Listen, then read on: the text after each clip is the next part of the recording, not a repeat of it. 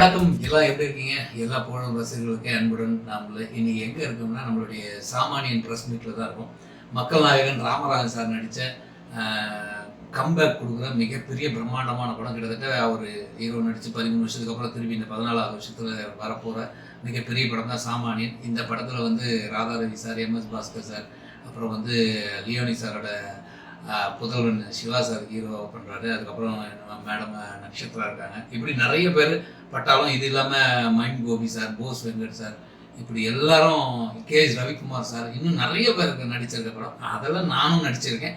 So சாமானியன் மிக விரைவில் 23ஆம் தேதி இந்த மாதம் வரப்போது. தியேட்டரில் போய் பாருங்கள், ஆதரவு கொடுங்க. நன்றி, வணக்கம். உங்களுடைய அன்பு நண்பன் முல்லை.